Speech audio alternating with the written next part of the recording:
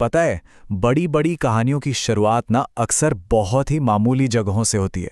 तो चलिए, आज हम एक ऐसे ही दिव्य किरदार की कहानी में उतरते हैं जिनका बचपन शरारतों, चमत्कारों और प्यार से भरा हुआ था। एक ऐसा किरदार जिसके इतने रूप हैं कि हर रूप अपने आप में एक पूरी कहानी है। तो सवाल यह है कि वो असल में कौन थे? कोई दिव्य अवतार या बस एक नटखट माखन चोर? कृष्ण के बचपन का यही जो विरोधाभास है ना, यही उनकी पूरी लीला का केंद्र है। ये सिर्फ एक कहानी नहीं है, बल्कि इस पहेली को सुलझाने की कोशिश है कि कैसे ब्रह्मांड का स्वामी एक आम से पालक के रूप में जिया। कहानी की शुरुआत होती है गोकुल गांव से।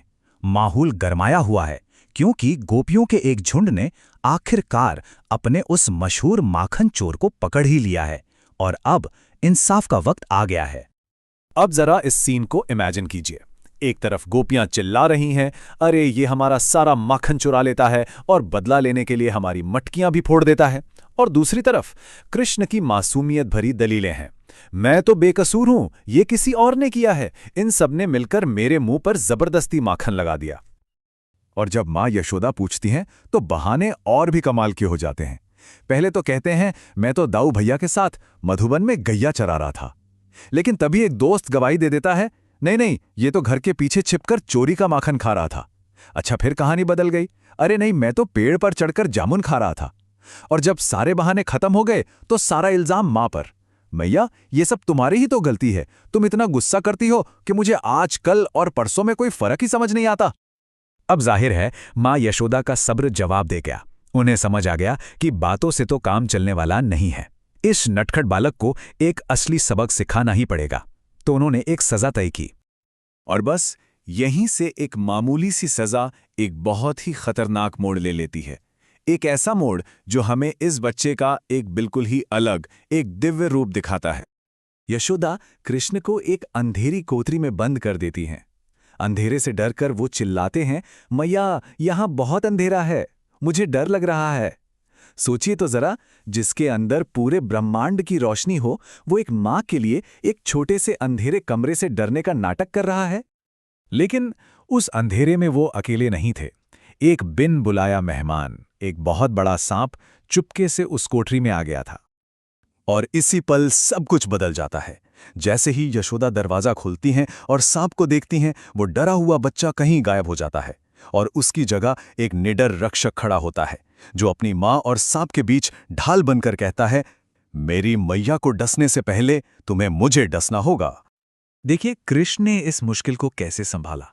लड़ाई झगड़े से नहीं, बल्कि अधिकार और दया से। वो निडर होकर सांप के सामने खड़े हो गए, उसे शांति से चले जाने का हुक्म दिया और पीपल के पेड़ के नीचे दूध का कटोरा रखने का वादा करके एक सौदा किया। और हुआ क्या, वो विशाल सांप बिना कोई नुकसान पहुंचाए शांति से चला गया। लेकिन जैसे ही खतरा टला, वो दिव्य रक्षक फिर से एक चतुर बालक बन गया। आगे की डांट से बचने के लिए उसने अपनी माँ के दिल पर सबसे गहरी चोट की। तुम मुझसे बात नहीं करना चाहती ना, तो फिर मुझे बाजार से खरीद कर ही क्यों लाई थी? तुम मेरी असली मां नहीं हो। तो शक्ति प्रदर्शन के बाद अब बारी थी कला की, एक ऐसे जादू की जो दिलों को जीत लेता है। कृष्ण की दिव्यता अब उनकी बांसुरी की मोहक धुन से सामने आती है। अब आगे बढ़ने से पहले एक शब्द समझना जरूरी है, गंधर्व।